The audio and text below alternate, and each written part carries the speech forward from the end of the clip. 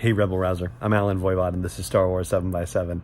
We're at episode number 1705 today, and I am coming at you from my little home away from home in, of all places, Costa Rica. Yeah, I'm actually in Central America right now, which is a bizarre situation. I'm working down here, not vacationing, although, I am finding time to go to a yoga class or two, so at least there's that. But yeah, I'm still hard at work down here and also hard at work getting podcasts out to you as well. So thank you so much for joining me for this episode. Thank you for subscribing to the show if you're doing that too.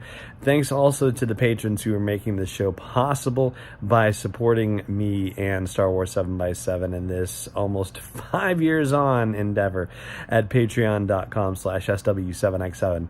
So today is the big day. Today, Queen's Shadow comes out. It's the book by E.k.Johnston, and it is right here, at least if you're looking at the video version of this one. I just waved it in front of the camera. The kind folks at Disney Lucasfilm Press had sent me an advanced reader copy to check out, and I actually read it while I was flying down to Costa Rica. So what timing. I had lots of great airport time to be able to check it out, and airplane time to check it out. And I got to tell you, I did enjoy it very much. And E.K. Johnston, of course, is the person who wrote the Ahsoka novel a couple of years ago, and she did a great job with that, and she does a great job with this one. And in particular, for me, I feel like this is an even better job in a way, and the reason why I say that is because this was a really kind of opaque subject to me, the subject of not just Padme Amidala, but the royal handmaidens as well. And in particular, I think that E.K. Johnston has done a fantastic job illuminating the handmaidens and their functions for the Queen of Naboo, and then by extension the Senator for Naboo, and how incredibly complicated and detailed and far-ranging the jobs of the handmaidens are. And it's really kind of exciting. I think they've given a depth to the handmaiden's job, or E.K. Johnston has given a depth to the handmaiden's job, so much more so than any other media about handmaidens whatsoever. And in fact, actually, I'll tell you about this a little bit later, but the work that E.K. Johnston does in this novel actually ends up improving another Star Wars novel for me as well. Not that it was necessarily lacking per se, but like I said, I'll explain later. And not only are you going to get to meet Padme and her handmaidens, you're also going to get to see Palpatine in action at some level as well.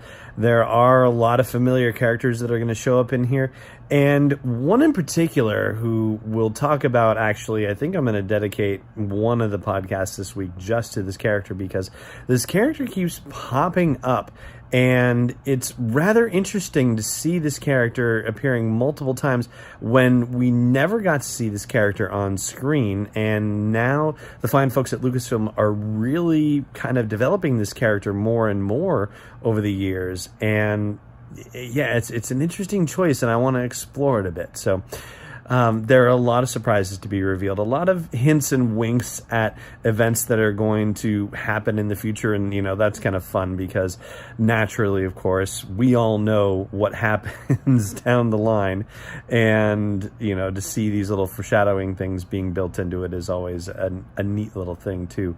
The relationship between Padme and Captain Panaka is also explored in here, and you get to find out why it is that he is not her protector in Attack of the Clones and going forward, and that in itself is its own neat story. But the title of the novel, Queen's Shadow, definitely makes it clear that this is as much about the handmaidens who are living in the shadow of the Queen as it is about Padme herself. And that is something, like I said earlier, that gives depth to another particular Star Wars story, which I will tell you about here in just one more second. But I do just want to say that I hope you will subscribe, so that way you will get future episodes if you're not subscribing already. And I also hope that you will consider supporting me in delivering this daily dose of Star Wars joy to you by joining me at patreon.com/SW7x7. So the novel that I'm thinking of is Thrawn Alliances, which came out last year. And if you remember us talking about it, the earlier aspect of that story, so there were sort of two stories being interwoven together, one that was a Clone Wars era story and one that was a Rebels era story. And Padme had sent one of her handmaidens on a mission to Batuu, and unfortunately her handmaiden was killed. And, you know, I don't think I necessarily had the understanding of, you know, the emotional depth and the emotional connection that Padme has with her handmaidens. And so seeing that death and seeing how it affected Padme in the novel was sort of an academic exercise for me in experiencing that in a way when I read Thrawn Alliances. But having read Queen's Shadow, it actually makes me reflect upon Thrawn Alliances a little more differently.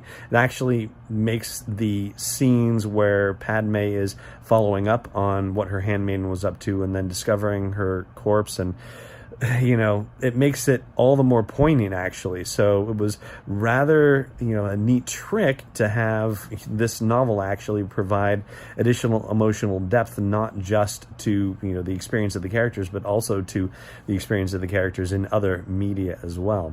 So far, off to a good start with E.K. Johnston and Queen's Shadow. Again, I really enjoyed it. I would say if there's, you know, anything that I wish, well, you know, I'll talk about that on another episode this week as well. So yeah, let's stop right here and just say, hey, Queen's Shadow, definitely worth your time. And again, thanks to the folks at Disney Lucasfilm Press for sending me a copy to check out in advance. I really appreciate that. And we're going to call it a day and a night and a show here from Costa Rica, of all places in the world. Thank you so much for joining me for it. And as always, may the Force be with you wherever in the world you may be. And even though I guess I've said a little bit of something about how this, you know, deepens my experience and understanding of the handmaidens, this is essentially a no spoiler review. So we'll get into spoiler stuff over the next couple of days talking about the novel, and you'll have full warning about that. I will say that this doesn't necessarily follow a, you know, standard novel format. There's not any sort of, you know, introductory, you know, conflict and escalating tensions or anything like that necessarily. This really is almost more of a coming of age story in a way, but a different kind of coming of age, a political coming of age for Padme Amidala, as her moving on from being a queen and learning the ropes as a senator, and how she actually makes that transition. So you actually get to see her working through these things and also developing alliances with other senators and finding her footing in this brand new world, and how she is going to have to adapt herself to it as well.